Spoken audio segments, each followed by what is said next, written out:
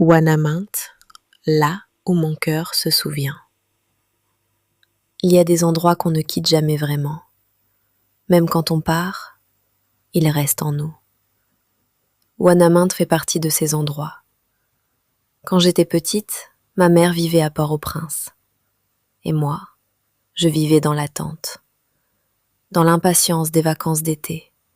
Parce que pour moi, l'été n'était pas juste une saison, c'était un retour à la vie. C'était Ouanaminthe.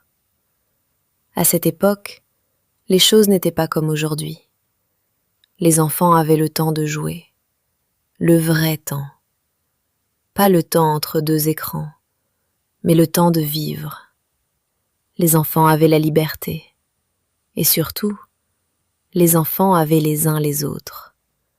Le quartier n'était pas juste un endroit, c'était un village.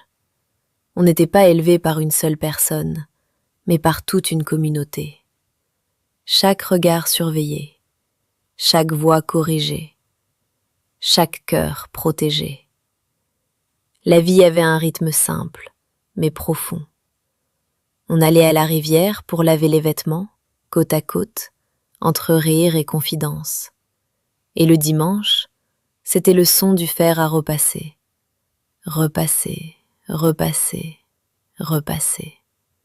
Comme si chaque pli qu'on enlevait préparait une nouvelle semaine, une nouvelle chance. Beaucoup appelaient Ouanaminthe un village, parce que c'était loin de la capitale. Mais ils ne comprenaient pas. Ouanaminthe, c'était une ville d'opportunités. Une ville où quelqu'un pouvait arriver avec rien et construire quelque chose. Une ville de courage. Chaque matin, avant même que le soleil ne s'impose, les rues respiraient la propreté. À 4 heures, chacun balayait devant sa porte.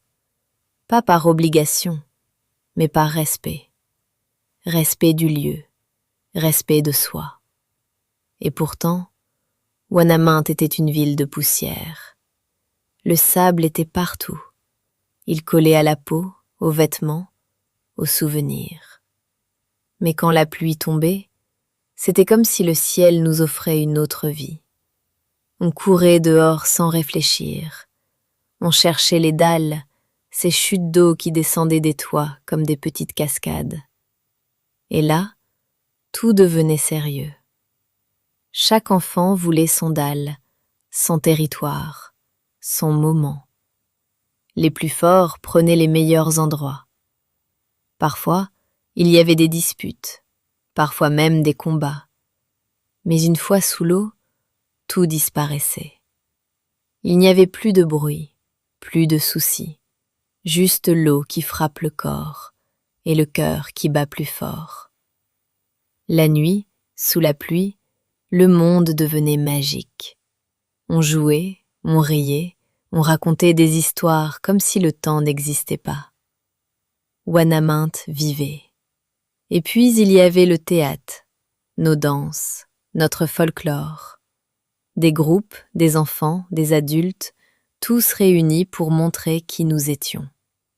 Ce n'était pas juste une scène, c'était une identité. Et certaines nuits, on allait au foyer du soldat. Là-bas, la jeunesse brillait, la musique prenait le contrôle. Et pour quelques heures, tout devenait beau. C'est là que j'ai appris à jouer, à rire, à être moi, sans retenue.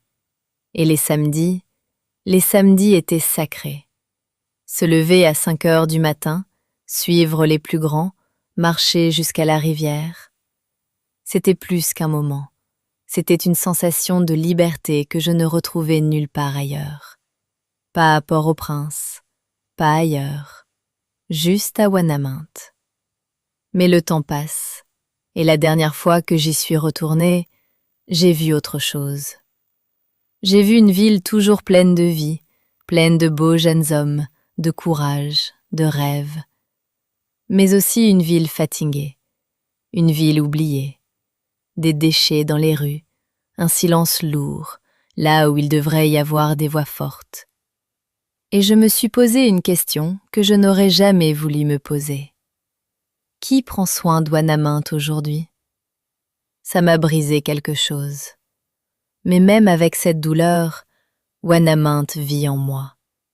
Parce qu'Ouanaminthe n'est pas juste un lieu, c'est une mémoire, c'est une sensation, c'est une partie de mon âme. Et peu importe où la vie me mènera, Ouanaminthe restera toujours l'endroit où mon cœur se sent chez lui.